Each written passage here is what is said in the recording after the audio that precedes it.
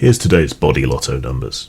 Hi, I'm Skip Breakfast, your devilish denizen of the Darknet domain, and this is Darknet Download. Is my inconsistent appearance because I'm an AI trying to fool you, or just because I like fucking with you?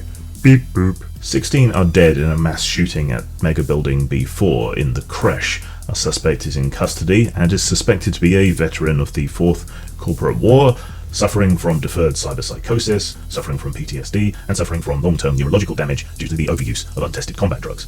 All of that will probably sound rather familiar. 2 adult women and 14 very young children are reported dead.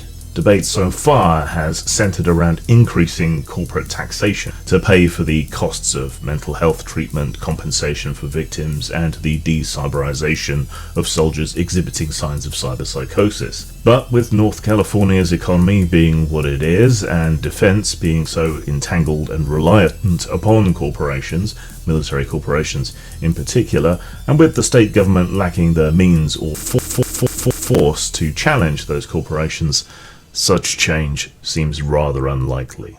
Israel is under fire for its current immigration policy, requiring a year of clearance and recovery work from every able-bodied adult entering the country, as the country continues to expand its colony holdings into the radioactive wastelands of Libya, Chad, Iran, and Iraq's former territories. Accusations of racism and xenophobia continue to fly, as Israel is accused of giving cushy clearance duties to Jewish immigrants and the more dangerous assignments to non-Jewish immigrants. Without continuing support from the United States, or the new United States, the colonies and recovery from ruined Arab cities are the only way for Israel to be able to keep up its standard of living and its level of militarization. Protests, constantly lodged by governments in exile of the glassed territories from the Middle East meltdown, are simply and routinely ignored. Recovery crews and settlers are, however, under constant attack by raiders and mercenaries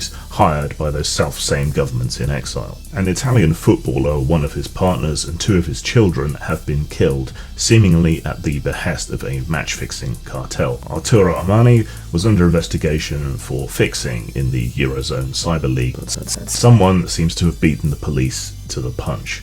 Armani is survived by his remaining poly partners, co-husband, and 3 children.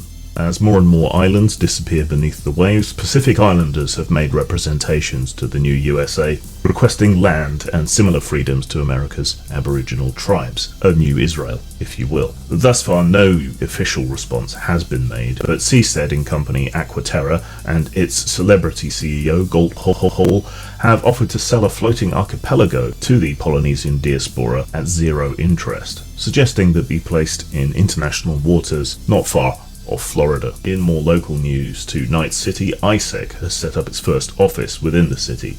The private security firm hopes to fill the gap between edge runner mercenary contracts and large-scale corporate security. This raft of new freelance contracts completes the initiative by the mayoral office to increase security without increasing costs. The second half of this project also concluded recently with the completed rollout of autonomous robot drones alongside patrol officers, effectively doubling the police presence within the city. With the recruitment and training of a beat officer running around 13,000 eddies and a salary on top of that, and a Holin robot unit running around $10,000 basic and not needing a salary, it's easy to see how this will be more than cost effective in a short amount of time. As for ISEC, they seem to have waded in the deep end, placing themselves between the long-running feud between the Inquisitors and Maelstrom.